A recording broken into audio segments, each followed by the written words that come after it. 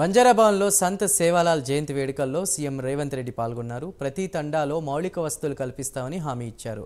100 కోట్లతో ప్రత్యేక క్యాంపస్ ఏర్పాటు చేస్తామని రేవంత్ రెడ్డి అన్నారు. 25 ఎకరాల్లో ఎడ్యుకేషన్ హబ్ ఏర్పాటు చేస్తున్నామని అధికారులకు ఆదేశాలు ఇచ్చామని అన్నారు. ఉపవాసం ఉండైనా చదువుకు అన్ని సమకూరుస్తామని సీఎం తెలిపారు. చదువుకుంటే జీవన పరిస్థితులు మెరుగవుతాయని సీఎం హితవు పలికారు. బంజారుల మద్దతుతో ఎంపీలను గెలుచుకుంటామని అన్నారు. మా ప్రభుత్వం తప్పకుండా అన్ని తండాలలో గూడాలలో పాఠశాలలు తెరిచే బాధ్యత మేము తీసుకుంటాం. చదువులు మీ తండాకు తీసుకొచ్చే బాధ్యత మా ప్రభుత్వం తీసుకుంటుంది. దానికి సంబంధించిన చర్యలను అన్నిటిని ప్రభుత్వం చేపడుతుంది.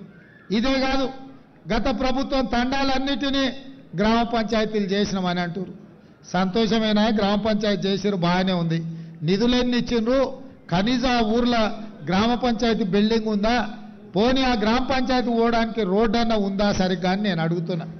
అందుకే ఈరోజు సంత్ సేవాలాల్ గారి జయంతి సందర్భంగా గ్రామ పంచాయతీలుగా ప్రకటించిన అన్ని తండాలకు బీటీ రోడ్లను వేసే బాధ్యత మా ప్రభుత్వం తీసుకుంటుంది.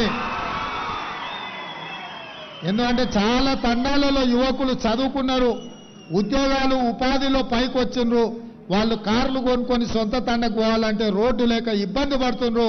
మీరు బరాబర్ మీ తాండలకు పోనికే మీకు బీటీ రోడ్లను వేసే బాధ్యత మా ప్రభుత్వం తీసుకుంటుందని చెప్పి నేను ఈ సందర్భంగా తెలియజేస్తున్నా.